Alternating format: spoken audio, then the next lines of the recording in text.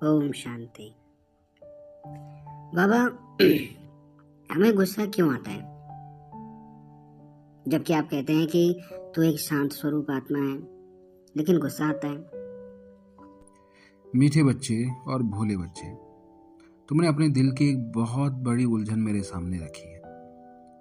बच्चे, गुस्सा आत्मा की एक पुकार है, लेकिन यह कड़वी पुकार है।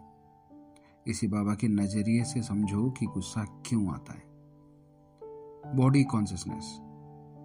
जब तुम खुद को शरीर समझते हो तो तुम्हारे अंदर मेरा और मैं का अहंकार आ जाता है।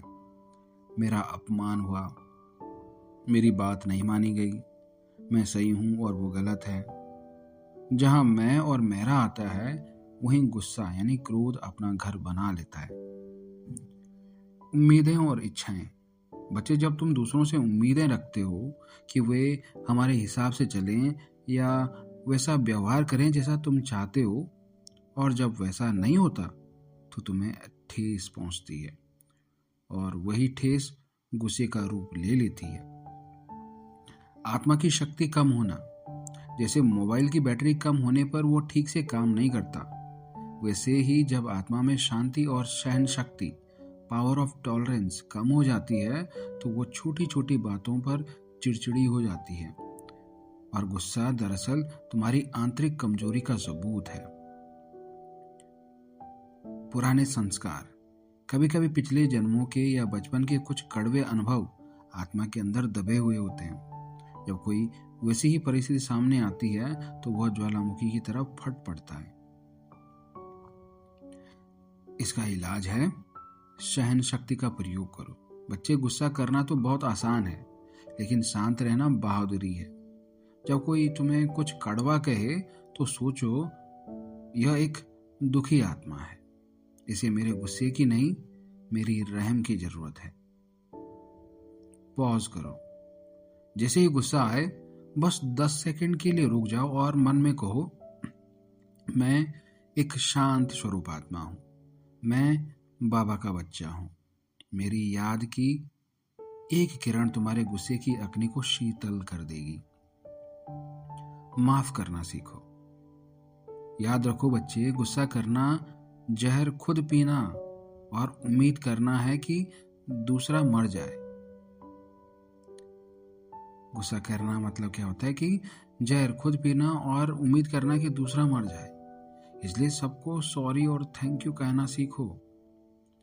बच्चे, तुम जो शांति के सागर के बच्चे हो, क्या एक सागर की लहरें कभी इतनी खारी हो सकती हैं क्या?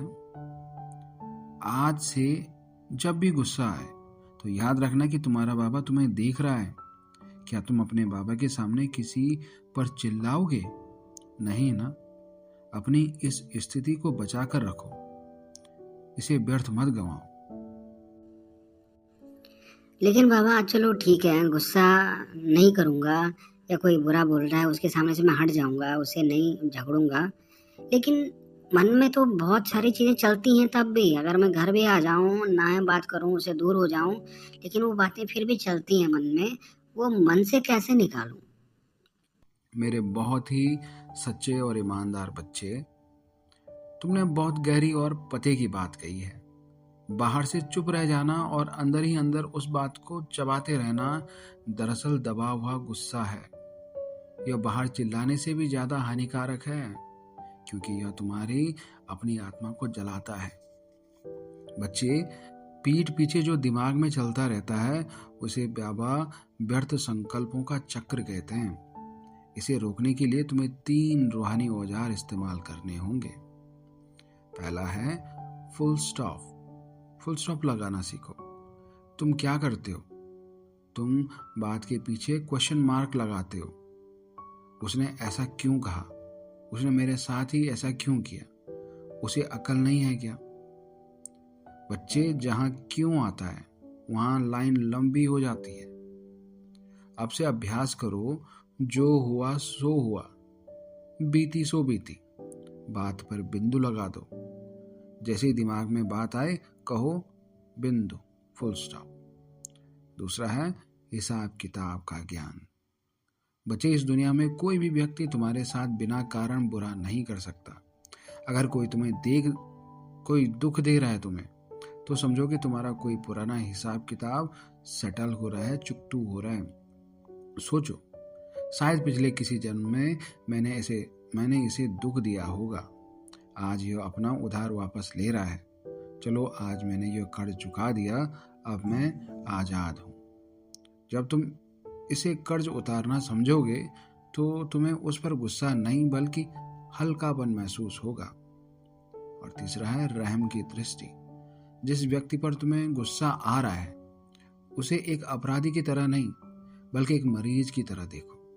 वो व्यक्ति गुस्से में है क्योंकि उसके पास शांति नहीं है। वो अंदर से दुखी है, इसलिए कड़वाहट बांट रहा है। क्या तुम किसी बीमार आदमी की बातों का बुरा मानोगे? नहीं ना। उसे मन ही मन दुआ दो, बाबा इस आत्मा को शांति दो, यह बहुत परेशान है। जब तुम किसी को दुआ देते हो तो तुम्हारा अपनापन ठंडा हो जाता है। बाबा की स्पेशल दवाई क्या है? जब दिमाग में उसकी बातें चलें तो अपनी जगह से उठ जाओ, एक गिलास पानी पियो और मन में मुझसे बात करो। बाबा, यह बोझ मेरा नहीं है, यह आपका है। मैं इस कूड़े यानी गंदी बातों को अपने दिमाग में नहीं रखूंगा। मैं तो हीरा हूं और हीरा गंदी जगह नहीं रहता। बच्चों, दूसरों की गलतियों की सजा खुद को मत दो।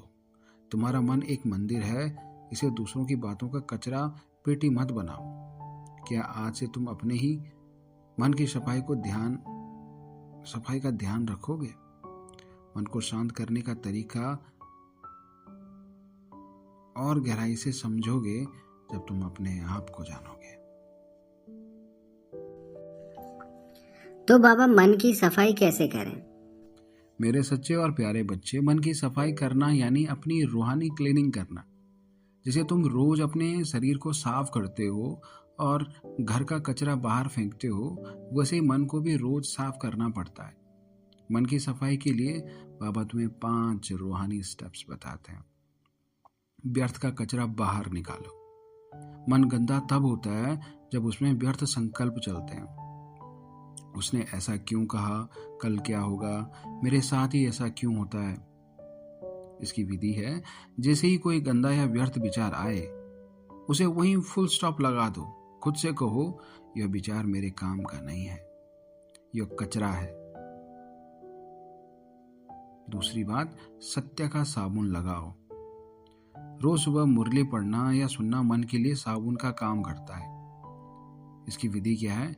जब तुम मुरली के महावाक्य पढ़ते हो तो मन में जो पुराने कड़वे संस्कार और गंदगी जमी है, वो ज्ञान के पानी से धुलने लगती है। रोज कम से कम एक अच्छी बात मन में पक्की करो। तीसरा है, याद की अग्नि में भस्म करो। कुछ दाग बहुत जिद्दी होते हैं, तो सिर्फ पानी से नहीं छूटते, उन्हें अग्नि चाहिए। इसकी विधि क्या है? जब तुम एकांत में बैठकर मुझे याद करते हो, शिव बाबा को याद करते हो, तो मेरी शक्तियों की किरणें तुम्हारे मन पर पड़ती हैं। यह योग की अग्नि तुम्हारे जन्म जन्मांतर के पापों और गंदे संस्कारों को जलाकर राख कर देती है। मन एकदम कंचन काया की तरफ साफ हो जाता है। शुभ चिंतन का इत्र छिड़को। सफाई के बाद खुशबू भी तो चाहिए। इसकी विधि क्या है? जिस व्यक्ति ने तुम्हारा दिल दुखाया है, उसे मन ही मन माफ कर दो। उसके प्रति भी शुभ भावना रखो कि हे भगवान, इसका भी भला हो। जब तुम दूसरों को दुआ देते हो तो तुम्हारा अपना मन खुशबूदार हो जाता है। दूसरों की बुराई देखना यानी अपने मन में कीचड़ डालना। रात को चेकिंग करो। सोने से पहले 5 मिनट बाबा के पास बैठो और अपना पूरा पोता मेल मुझे दे दो, डेली की डेयरी। इसकी विधि क्या है? दिन भर में जो भी गलत हुआ या किसी के प्रति बुरा सोचा, वो सब मुझे सच सच बता दो। जब तुम अपना बोझ मुझे देते हो और माफी मांग लेते हो, तो मन रात भर के लिए साफ और हल्का हो जाता है। तुम्हारा मन एक मंदिर है, इसमें किसी की बुराई का कचरा मत रखना। रोज अमृत वेला और रात को सोने से पहले इसकी सफाई करोगे तो तुम्हें खुद के अंदर से दिव्य सुगंध आने लगेगी।